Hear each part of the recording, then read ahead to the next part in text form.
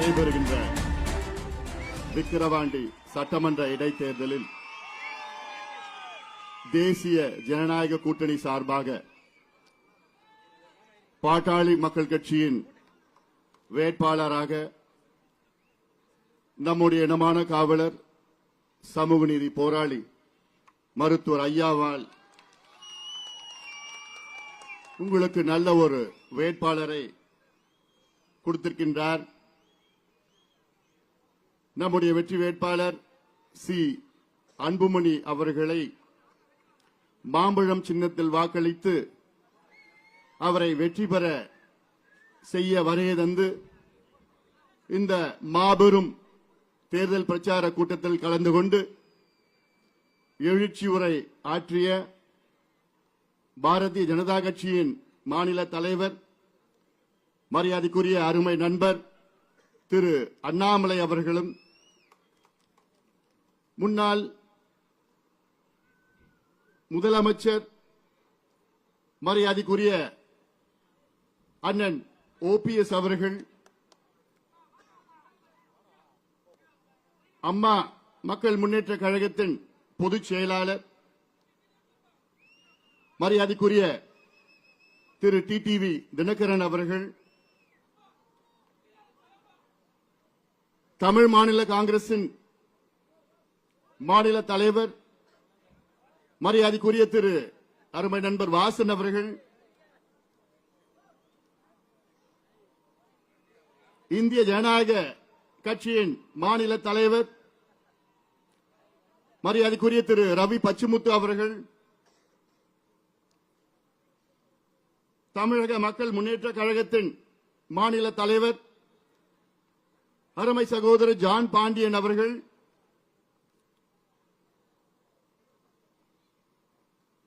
நம்ம எல்லோரும் அன்போடு வரவேற்ற பாட்டாளி மக்கள் கட்சியின் கௌரவ தலைவர் சட்டமன்ற உறுப்பினர் தியாக செம்மல் திரு ஜி கே மணி அவர்கள், இந்த நிகழ்ச்சிக்கு முன்னிலை வகிக்கின்ற மூத்த நிர்வாகிகள், பாரதிய ஜனதா கட்சியின் மாநில துணைத் தலைவர் முன்னாள் சட்டமன்ற உறுப்பினர் மரியாதைக்குரிய திரு ஏஜி சம்பத் அவர்கள், இந்த நிகழ்ச்சியை மிக சிறப்பாக தொகுத்து வழங்கிக் கொண்டிருக்கின்ற சமூக நீதி பேரவையின் மாநில தலைவர் வழக்கறிஞர் பாலு அவர்கள், முன்னாள் சட்டமன்ற உறுப்பினர் விஏடி கலைவர்தன் அவர்கள், முன்னாள் நாடாளுமன்ற உறுப்பினர் மரியாதைக்குரிய செஞ்சி ஏழுமலை அவர்கள், முன்னாள் சட்டமன்ற உறுப்பினர் மரியாதைக்குரிய திரு என் கணபதி அவர்கள், அமமுகவின் மாவட்ட செயலாளர் திரு கோவிந்தராஜ் அவர்கள், தமாகவின் மாவட்ட தலைவர் திரு தசரதன் அவர்கள், பாமகவின் மாவட்ட தலைவர் திரு புகழேந்தி அவர்கள், தலைமை நிலை செயலாளர் அன்பழகன் அவர்கள், மாவட்ட தலைவர் தங்கஜோதி அவர்கள், பழனிவேல் அவர்கள், ஐஜேகேவின் மாவட்ட செயலாளர் செந்தில் அவர்கள், திரு கே ஜி ரவி அவர்கள், எனக்கு முன்பு மிக சிறப்பாக பேசிய மரியாதைக்குரிய திரு சுதாகர் ரெட்டி அவர்கள், பாட்டாளி மக்கள் கட்சியின் மாவட்ட செயலாளர் சட்டமன்ற உறுப்பினர் என்னுடைய அருமை தம்பி சிவகுமார் அவர்கள் மற்றும் மேடையில் இருக்கின்ற அனைத்து தேசிய ஜனநாயக கூட்டணியின் நிர்வாகிகள், குறிப்பாக பாட்டாளி மக்கள் கட்சியின் சட்டமன்ற உறுப்பினர்கள், முன்னாள் உறுப்பினர்கள், முன்னாள் நாடாளுமன்ற உறுப்பினர்கள், முன்னாள் அமைச்சர்கள்,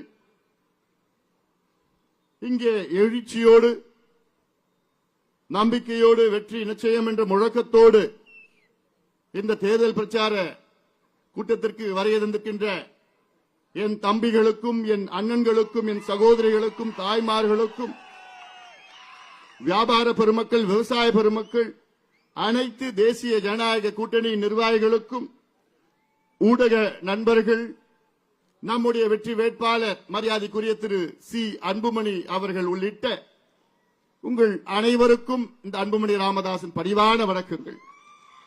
உங்கள் அனைவரையும் வணங்கி உங்கள் அனைவரையும் நானும் ஒரு முறை அன்போடு வரவேற்கின்றேன். முதலில் மேடையில் இருக்கின்ற அனைத்து தேசிய ஜனநாயக கூட்டணியின் தலைவர்களுக்கு என்னுடைய மனமார்ந்த நன்றியை இந்த நேரத்தில் தெரிவிக்கின்றேன். அவர்கள் நேரத்தை ஒதுக்கி இந்த தேர்தல் பிரச்சாரத்தில் கலந்து கொண்டு எழுச்சி உரை ஆற்றியதற்கு மட்டுமல்ல, அவர்கள் அனைவரும் அவர்களுடைய நிர்வாகிகளை 2 வாரத்திற்கு முன்பு அழைத்து, நீங்கள் விக்கிரவாண்டியில் சென்று களத்திலே பணியாற்ற வேண்டும், எப்படியாவது நாம் வெற்றி பெற வேண்டும் என்று அத்துணை தலைவர்களும் அவர்களுடைய நிர்வாகிகளை முடக்கிவிட்டு 10 நாட்களாக அனைத்து நிர்வாகிகளும், அனைத்து கூட்டணி நிர்வாகிகளும் மிக சிறப்பாக இங்கே பணியாற்றிக் கொண்டிருக்கின்றார்கள். அதற்காகத்தான் மீண்டும் இங்கே இருக்கின்ற அத்துணை தலைவர்களுக்கும் என்னுடைய பணிவான நன்றிகளை தெரிவிக்கின்றேன். அன்பு பாட்டாளி சொந்தங்களே, இந்த தேர்தல் நமக்கு மிக முக்கியமான ஒரு தேர்தல். நமக்கு என்று சொன்னால் தமிழக மக்களுக்கு மிக முக்கியமான ஒரு தேர்தல். இது ஒரு இடைத்தேர்தல். இந்த தேர்தலில் யாரும் ஆட்சிக்கு வரப்போவது கிடையாது, யாரும் ஆட்சியை இழக்கப் போவது கிடையாது. ஆனால் இந்த இடைத்தேர்தலில் நம் வெற்றியின் மூலமாக 26 தமிழகத்தில் ஒரு ஆட்சி மாற்றம் உறுதியாக நடைபெறும். அதற்கு முன்னோட்டம் தான் இந்த இடைத்தேர்தல். அருமை நண்பர் அண்ணாமலை அவர் சொன்னது போன்று புரட்சித் தலைவர் எம்ஜிஆர் அவர்கள் 72 திண்டுக்கல் இடைத்தேர்தலில் வெற்றி பெற்ற பிறகு 5 ஆண்டுகளில் தமிழகத்தின் ஆட்சியை பிடித்தவர் எம்ஜிஆர் அவர்கள்.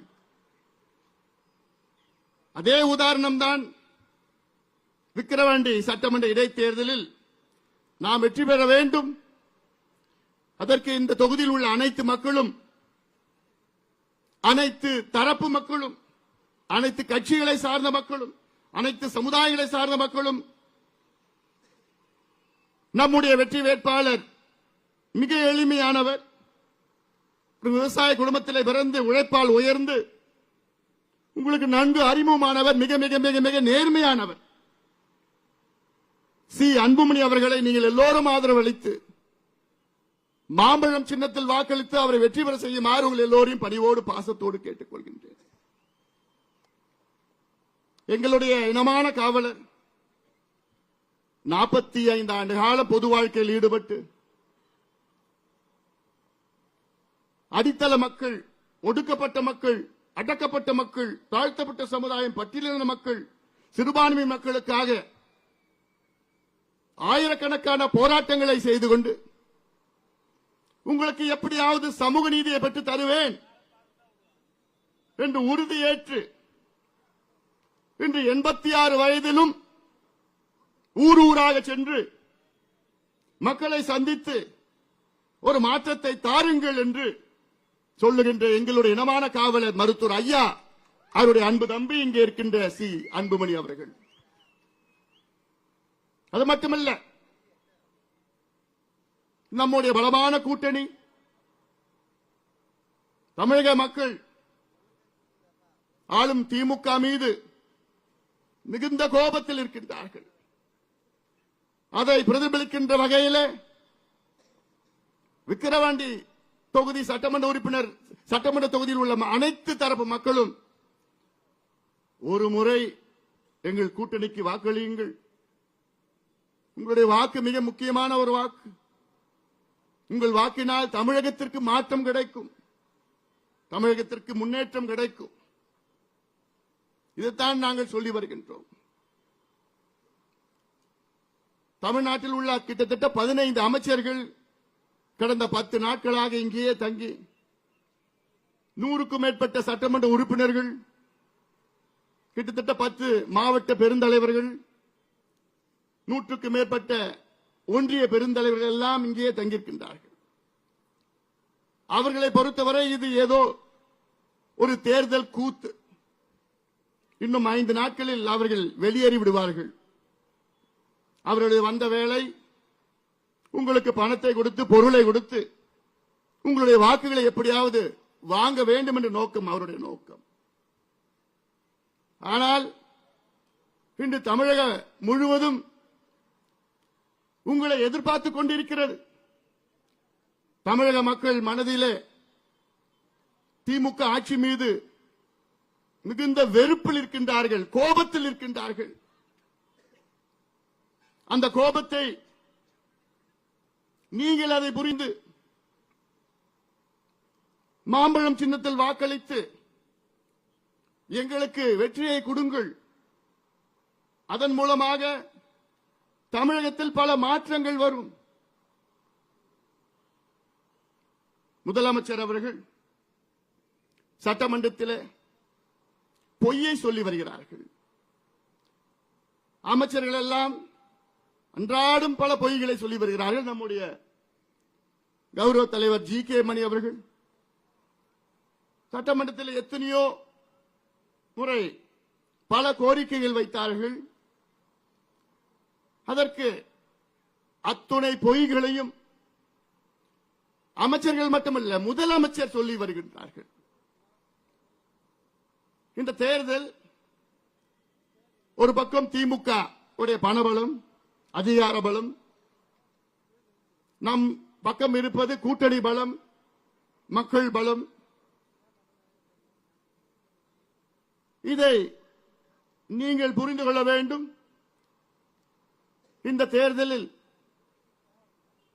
திமுக, அதாவது நிச்சயமா நடக்காது, ஒரு பேச்சுக்கு சொல்றேன், திமுக வெற்றி பெற்றால் திமுக உடைய வேட்பாளர் நல்லா இருப்பாரு, அவர் குடும்பம் நல்லா இருக்கும்.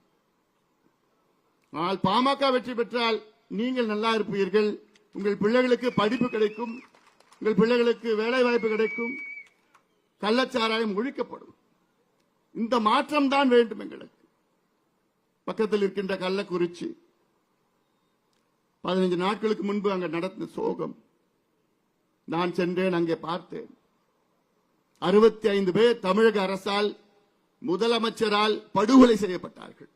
அது நான் ஏதோ கள்ளச்சாராய சாவுன்னு சொல்ல மாட்டேன். திமுக அரசு அவர்களை கொலை செய்திருக்கிறது. கடந்த ஆண்டும் இந்த சம்பவம் விழுப்புரம் மாவட்டத்தில் மரக்காணத்தில் நடந்தது. அப்பொழுது முதலமைச்சர் அவர்கள் நாங்கள் இரும்பு கரம் கொண்டு அடக்குவோம், கள்ளச்சாராயத்தை ஒழிப்போம் என்று முழக்கமிட்டார். அப்பொழுதும் விசாரணை குழு அமைத்தார். எதுவும் நடக்கவில்லை. மீண்டும் கள்ளக்குறிச்சி மாவட்டத்தில் இந்த ஆண்டு நடைபெற்றது. அது மட்டுமல்ல, நேற்று திருவெண்ணநல்லூர் பகுதியில் டி குமாரமங்கலம் என்ற கிராமத்தில் கள்ளச்சாராயம் அருந்தி ஒரு பெரியவர் இறந்து விட்டார். 2 மருத்துவமனையில் அனுமதிக்கப்பட்டிருக்கின்றார். நேற்று நடந்த சம்பவம் இது. அப்பொழுது முதலமைச்சர் என்ன செய்து கொண்டிருக்கின்றார்கள், அமைச்சர்கள் என்ன செய்து கொண்டிருக்கின்றார்கள், எல்லாம் நீங்கள் புரிந்து கொள்ள வேண்டும். இந்த கள்ளக்குறிச்சியில் நடந்த சம்பவம் நாளை விக்கிரவாண்டியிலும் நடக்கலாம். அதை தடுத்து நிறுத்த வேண்டும் என்றால் இந்த தொகுதியில் உள்ள அனைத்து மக்களும், கட்சியெல்லாம் பார்க்காதீங்க, ஜாதி மதம் இனம் எதுவும் பார்க்காதீங்க, உங்களுடைய வாக்குகளை, உங்களுடைய கோபத்தை வெளிப்படுத்துங்கள். உங்களிடம் மிகப்பெரிய ஒரு ஆயுதம் இருக்கிறது. அந்த ஆயுதம் தான் வாக்கு, ஓட். அதை வெளிப்படுத்துங்கள். இது முக்கியமான ஒரு நேரம். இந்த வாய்ப்பை நீங்கள் பயன்படுத்திக் கொள்ளுங்கள். சட்டமன்றத்தில் முதலமைச்சர் அவர்கள் நாங்கள் தமிழ்நாட்டில் ஜாதிவாரி கணக்கெடுப்பு நடத்த மாட்டோம், இது எங்களிடம் அந்த அதிகாரம் இல்லை என்று ஒரு பொய்யை சொன்னார். மற்றொரு அமைச்சர் அவர்கள் எங்களுக்கு சமூக நீதியை நிலைநாட்ட எங்களிடம் தரவுகள் இல்லை என்று ஒரு அமைச்சர் சொல்கின்றார். மற்றொரு அமைச்சர் தரவுகள் இருக்கிறது, ஆனால் உங்களுக்கு நான் இடஒதுக்கீடு கொடுக்க முடியாது என்று சொல்கிறார். இன்னொரு அமைச்சர் தமிழ்நாட்டில் டாஸ்மார்க் சரக்கிலே கிக்கு கிடையாது என்று ஒரு அமைச்சர் பேசுகிறார். இப்படியெல்லாம் சட்டமன்றத்தை கேலியாக, ஒரு கேலி கூடாரமாக மாற்றியிருக்கின்றார்கள் திமுகவை சார்ந்தவர்கள் எல்லாம். இதை நீங்கள் புரிந்து கொள்ள வேண்டும். கள்ளக்குறிச்சியில் 65 பேர் இறந்தார்கள். இந்த முதலமைச்சர் அங்கே இன்று வரை வரவில்லை. இது தேர்தல் பிரச்சாரம். இந்த தேர்தல் பிரச்சாரத்துக்கு முதலமைச்சர் வருவாரா என்று எனக்கு சந்தேகம். அப்படி வந்தாலும் உங்களுக்கு பொய்யான வாக்குறுதிகளை கொடுப்பார்கள். காரணம் திமுக என்றால் பொய்யான வாக்குறுதிகள் அவர்களுடைய DNA இருக்கிறது. பொய்யை சொல்லி உங்களை ஏமாற்றி உங்கள் வாக்குகளை பெறுவார்கள். தேர்தல் முடிந்தவுடன் அதை உங்களை ஏமாற்றி விடுவார்கள். இது பலமுறை நான் உங்களுக்கு சொல்லியிருக்கின்றேன். ஏன் இந்த விக்கிரவாண்டி கடந்த இடைத்தேர்தலிலும் முதலமைச்சர் அவர்கள், இன்றைய முதலமைச்சர்கள், அன்றைய எதிர்க்கட்சி தலைவர் இந்த தொகுதியிலே பல வாக்குறுதிகளை கொடுத்தார்கள். நான் உள் ஒதுக்கீடு கொடுப்பேன் என்று ஒரு வாக்குறுதி கொடுத்தார். நாங்கள் ஆட்சிக்கு வந்தவுடன் நந்தான் கால்வாய் திட்டத்தை நாங்கள் நிறைவேற்றுவோம் என்று இன்னொரு வாக்குறுதி கொடுத்தார்கள். இப்படியெல்லாம் பல பொய்யான வாக்குறுதிகளை கொடுத்து இவர்கள் தொடர்ந்து தேர்தலில் அடுத்தடுத்தாக வெற்றி பெற்றுக் கொண்டிருக்கின்றார்கள். அதற்கு ஒரு தடையாக நீங்கள் இருக்க வேண்டும். பெரியோர்களே, தாய்மார்களே, அன்பு பாட்டாளி சொந்தங்களே, இது மீண்டும் சொல்கின்றேன், இது முக்கியமான ஒரு நேரம். இன்று காலை கூட நான் ஒரு பேட்டி கொடுத்தேன். அந்த பேட்டியிலே நான் சொல்லியிருக்கின்றேன், தமிழ்நாட்டில் சமூக நீதிக்கு ஒரு ஆபத்து வந்திருக்கிறது. தமிழ்நாட்டில் 69 விழுக்காடு இடஒதுக்கீட்டுக்கு ஒரு பேர் ஆபத்து வந்திருக்கிறது. என்ன ஆபத்து என்றால் 69 விழுக்காடு இடஒதுக்கீடு இந்தியாவிலே தமிழ்நாட்டில் மட்டும்தான் இருக்கிறது. அதாவது 50 விழுக்காடுக்கு மேல் இடஒதுக்கீடு தமிழ்நாட்டில் மட்டும்தான் இருக்கிறது. இதை உறுதி செய்தது முன்னாள் முதலமைச்சர் புரட்சி தலைவி ஜெயலலிதா அம்மையார் அவர்கள் 93, 94 இந்த 69 விழுக்காடு இடஒதுக்கீட்டை 9வது அட்டவணையிலே அரசியல் சாசன சட்ட திருத்தத்தை கொண்டு வந்து நமக்கு பாதுகாப்பு கொடுத்தார்கள். என்னை பொறுத்தவரை தமிழ்நாட்டு மக்களுக்கு மிகப்பெரிய சமூக நீதியை வழங்கியது முன்னாள் முதலமைச்சர் புரட்சி தலைவி அம்மா அவர்கள். ஆனால் அவர்கள் மட்டுமன்று, 9வது அட்டவணையிலே கொண்டு வரவில்லை என்றால் அடுத்த ஆண்டே நமக்கு 69 விழுக்காடு இடஒதுக்கீடு ரத்து செய்யப்பட்டிருக்கும், நீதிமன்றத்தால் ரத்து செய்யப்பட்டிருக்கும். ஆனால் அதன் பிறகு நீதிமன்றத்திலே, உச்ச நீதிமன்றத்திலே வழக்கை தொடர்ந்து 2007 ஒரு வழக்கை தொடர்ந்தார்கள். தமிழ்நாட்டில் 69 விழுக்காடு இடஒதுக்கீட்டை ரத்து செய்ய வேண்டும் என்று.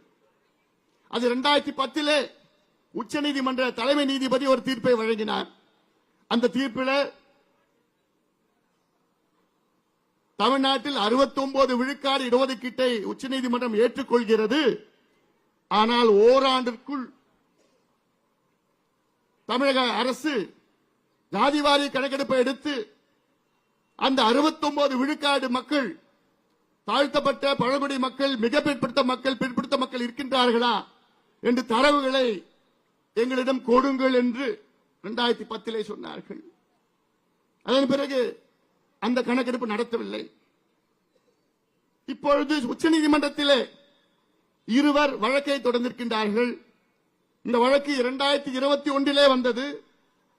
அப்பொழுது நீதிபதிகள், உச்சநீதிமன்ற நீதிபதிகள் சொன்னார்கள், இப்பொழுது மராத்தா இடஒதுக்கீடு வழக்கு வந்திருக்கிறது. இந்த மராத்தா இடஒதுக்கீடு வழக்கு அது முடிந்த பிறகு நாங்கள் தமிழ்நாட்டில் உள்ள 69 விழுக்காடு இடஒதுக்கீடு வழக்கை நாங்கள் எடுப்போம் என்று சொல்லியிருக்கின்றார்கள். இப்பொழுது மராத்தா இடஒதுக்கீடு வழக்கு முடிக்கப்பட்டிருக்கிறது. ஜூலை 8ஆம் தேதிக்கு பிறகு உச்சநீதிமன்றம் கூட இருக்கிறது. அதன் பிறகு தமிழ்நாட்டில் உள்ள 69 விழுக்காடு இடஒதுக்கீடு வழக்கு உச்சநீதிமன்றத்திலே வர இருக்கிறது.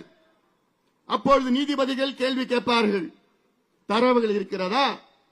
ஏன் நான் 69 விழுக்காடு இடஒதுக்கீட்டை நான் தொடர வேண்டும், ஏன் அதை ரத்து செய்யக்கூடாது என்று நீதிபதிகள் கேட்டவுடன் தமிழக அரசிடம் கேள்வி பதில் இருக்குமா? இல்லை. அதனால்தான் நான் சொல்கின்றேன், தமிழக மக்களை நீங்கள் புரிந்து கொள்ளுங்கள். இது ஏதோ ஜாதி பிரச்சனை கிடையாது, தமிழ்நாட்டுடைய முன்னேற்ற பிரச்சனை. தமிழக அரசுக்கு அத்துணை அதிகாரம் இருக்கிறது. ஆனால் எங்களுக்கு அதிகாரம் இல்லை, மத்திய அரசு தான் இருக்கிறது என்று நிச்சயமாக மத்திய அரசை நாங்கள் வலியுறுத்துவோம், மாற்று கருத்து கிடையாது. ஆனால் மத்திய அரசு எடுப்பது அது காஸ்ட் சென்சஸ். நாங்கள் கேட்பது சர்வே. இந்தியன் ஸ்டாட்டிஸ்டிக்கல் ஆக்ட் 2008 படி நாங்கள் கேட்பது சர்வே எடுங்கள். சென்சஸ் என்பது ஒரு மேக்ரோ லெவல். ஒவ்வொரு சமுதாயம் எவ்வளவு தலை எண்ணிக்கை மட்டும் எடுப்பார்கள். சர்வே என்பது அந்த ஒவ்வொரு சமுதாயம் எந்த நிலையில் இருக்கின்றார்கள்.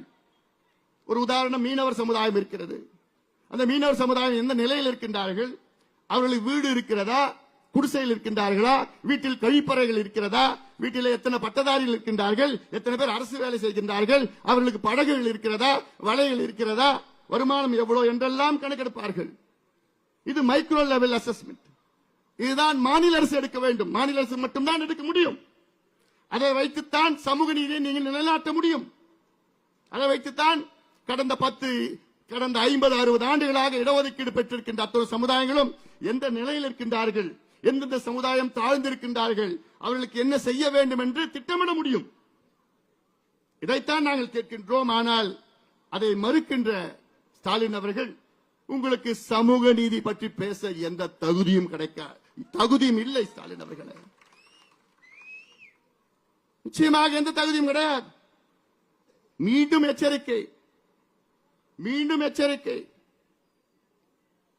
69 விழுக்காடு இடஒதுக்கீட்டுக்கு தமிழ்நாட்டில் பேராபத்து வந்திருக்கிறது. தப்பி தவறி உச்சநீதிமன்றம் 69 விழுக்காடு இடஒதுக்கீட்டை ரத்து செய்தால் அவ்வளவுதான், அன்று உங்கள் ஆட்சி கலைக்கப்படும். அதை விட திமுக முடிஞ்சு போச்சு. திமுக என்ற ஒரு கட்சியே இருக்காது. அதுக்கப்புறம் தமிழக மக்கள் உங்களை மன்னிக்க மாட்டார்கள். நான் மீண்டும் மீண்டும் சொல்றேன், இதை நான் விளையாட்டு சொல்லல, சமூக நீதிக்காக நான் சொல்கின்றேன். சமூக நீதிக்காக நான் சொல்கின்றேன். அதனால்தான் இந்த தொகுதி மக்கள் நீங்கள் புரிந்து கொள்ளுங்கள். விக்கிரவாண்டி தொகுதியில் வாழ்கின்ற மக்களே, தமிழகம் முழுவதும் உங்களை எதிர்பார்த்துக் கொண்டிருக்கிறது. இந்த மாவட்டத்தை எடுத்துக் கொள்ளுங்கள். விழுப்புரம் மாவட்டம் தமிழ்நாட்டிலே மிக மிக மிக மிக மிக பின்தங்கிய மாவட்டம். கடந்த 30 ஆண்டுகளில் எடுத்தீர்கள் என்றால் 10வது தேர்வு 12வது தேர்வில் கடைசி 3 இடத்தில் வருகின்ற மாவட்டம் விழுப்புரம் மாவட்டம். இந்த 30 ஆண்டுகளில் பர் கேபிட்டா இன்கம் கடைசியில் இருக்கின்ற மாவட்டம் விழுப்புரம் மாவட்டம். இந்த 30 ஆண்டுகளில் ஹியூமன் டெவலப்மெண்ட் இண்டெக்ஸில் கடைசியில் இருப்பது இந்த விழுப்புரம் மாவட்டம். தொழிற்சாலையில் இல்லாத ஒரு மாவட்டம், வேலை வாய்ப்பு இல்லாத ஒரு மாவட்டம். ஆனால் ஒன்றிலே முதலிடத்தில் இருக்கிறது, டாஸ்மாக் விற்பனையில். டாஸ்மாக் விற்பனையிலே முதலில் இருக்கிற மாவட்டம் விழுப்புரம் மாவட்டம். கல்வியிலே கடைசியில் இருக்கின்ற மாவட்டம் விழுப்புரம் மாவட்டம். குடிசையிலே அதிகமாக இருக்கின்ற மாவட்டம் விழுப்புரம் மாவட்டம். இதுதான் வளர்ச்சியா? இந்த மாவட்டத்தில் உள்ள விக்கிரவாண்டி தொகுதி இருக்கிறது, அது இன்னும் மோசமாக இருக்கிறது. எத்தனை அமைச்சர்கள் வந்தீர்கள். இதற்கு முன்பு இருந்த சட்டமன்ற உறுப்பினர் திமுகவை சார்ந்தவர். இந்த தொகுதிக்கு ஏதாவது செய்தார்களா? இல்லை. தொகுதி மக்களுடைய நீண்டகால கோரிக்கை, இந்த மாவட்ட மக்களுடைய நீண்டகால கோரிக்கை நந்தன் கால்வாய் திட்டம். நம்முடைய ஏஜி சம்பத் அவர்கள் இருக்கின்றார். அவருடைய தந்தை ஏஜி கோவிந்தசாமி அவர்கள்,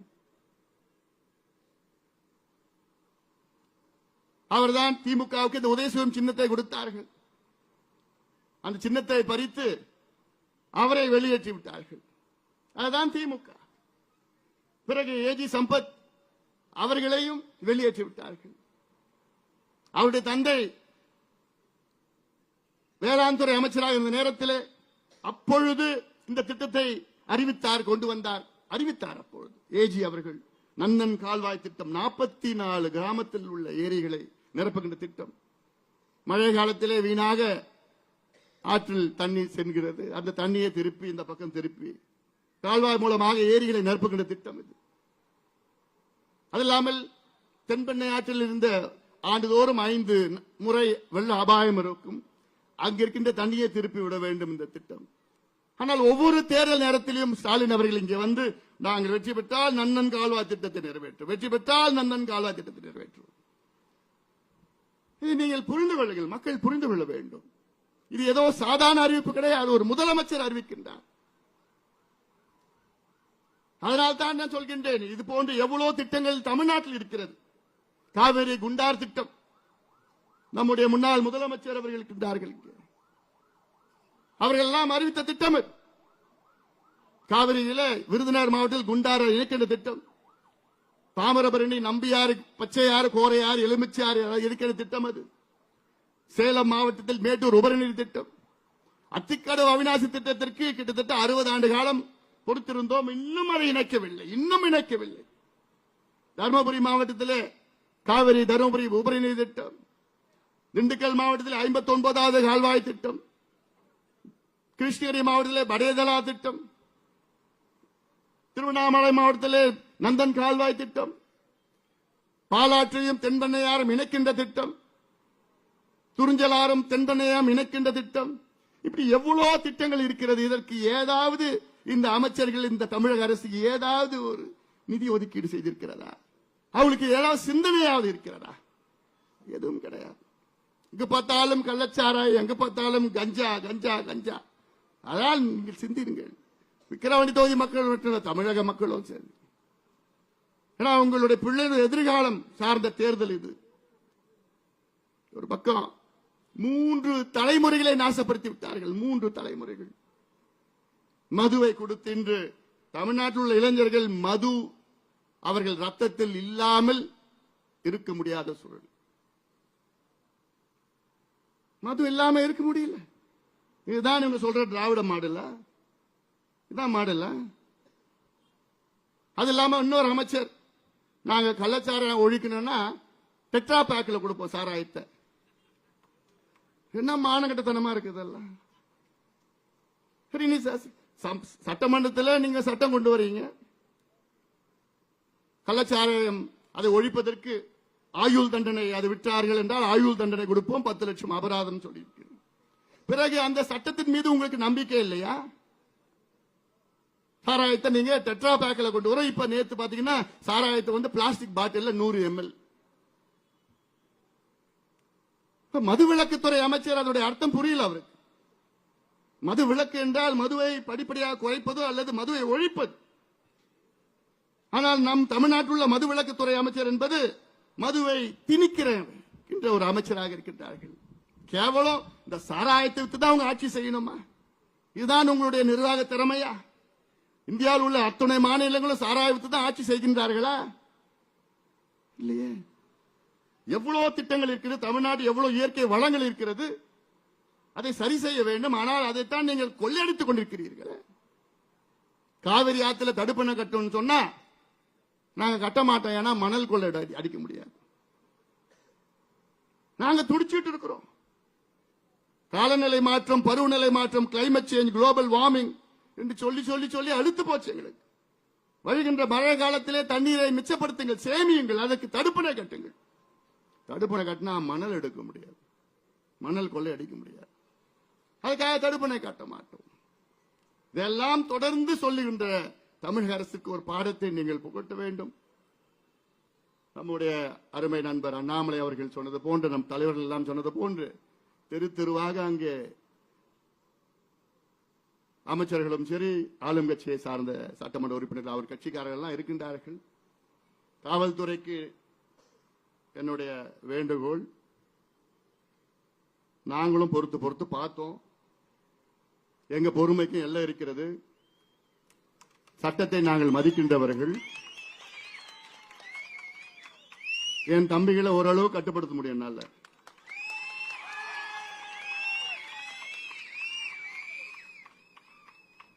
இது ஈரோடு கிடையாது, இது விக்கிரவாண்டி. கண் அசைச்சா போதும், சொல்லக்கூட வேண்டாம்.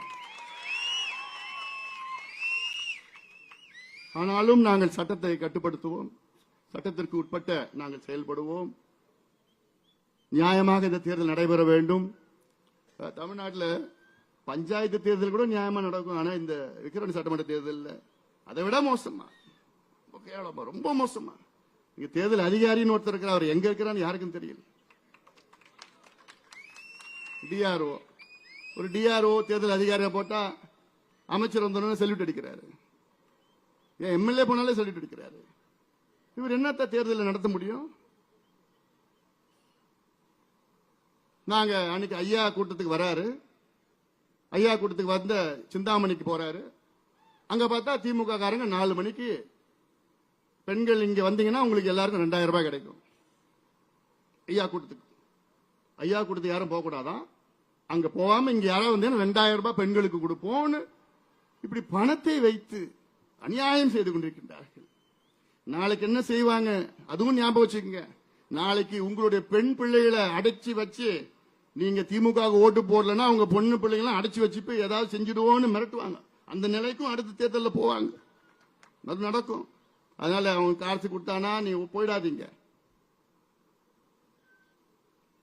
அதை எப்படி உடைக்க முடியும்னு பண்ண முடியும். ஆனா நாங்களும் காவல்துறைக்கு நாங்க கம்ப்ளைண்ட் கொடுக்கிறோம். எத்தனை புகார் கொடுத்துட்டு இருக்கிறோம். நடவடிக்கை எடுக்கலன்னா அதுக்கப்புறம் ஒன்னும் செய்ய முடியாது. நாங்களும் பார்த்துப்போம். அதனால இதையெல்லாம் சிந்தித்து பாருங்கள். தேர்தல் எங்களுக்கு நியாயமா நடக்கணும். ஏன்னா இன்னைக்கு இந்த தேர்தலை பொறுத்தவரை எல்லா கட்சிகளும் நம்முடைய வெற்றி வேட்பாளர் தேசிய ஜனநாயக கூட்டணி வேட்பாளர் சி அன்புமணிக்கு வாக்களிக்க முடிவு செய்து விட்டார்கள். எல்லா கட்சிகளும் நான் சொல்கிறேன், இன்க்ளூடிங் திமுக. திமுக கட்சிக்காரர்களும் இங்க இருக்கின்ற வாக்காளர்களும் அன்புமணி அவர்களுக்கு வாக்களிக்க முடிவு செய்து விட்டார்கள். எல்லா கட்சிகளும் சரி, எல்லா சமுதாயங்களும் சரி. திமுக தானே அதுல PhD பண்ணிருக்கிறாங்க. இந்த சமுதாயத்தை 2 சமுதாயத்தையும் மோத விடணும், 2 சமுதாயத்துக்கும் சண்டை போட்டு விடணும். ஏன்னா அப்பதான் அந்த வாக்குகளை அவங்க பறிக்க முடியும், இந்த வாக்குகளை அவங்க பறிக்க முடியும். இதுதான் காலகாலமாக செய்து கொண்டிருக்கின்ற சூழ்ச்சி செய்து கொண்டிருக்கின்ற திமுக. இதையெல்லாம் முறியடித்து நிச்சயமாக இந்த தேர்தலில், இந்த இடைத்தேர்தலில் நம்முடைய வெற்றி வேட்பாளர் அன்புமணி குறைந்தது 50,000 வாக்குகள் வித்தியாசத்திலே வெற்றி பெறுவார். அது உறுதி. அதனால்தான் இங்கே அத்துணை தலைவர்களும் இங்கே வருகை தந்திருக்கின்றார்கள். பொறுமையாக இங்கே அவ்வளவு எழுச்சியாக பேசி அவருடைய உணர்வை உங்களிடம் வெளிப்படுத்தியிருக்கின்றார்கள்.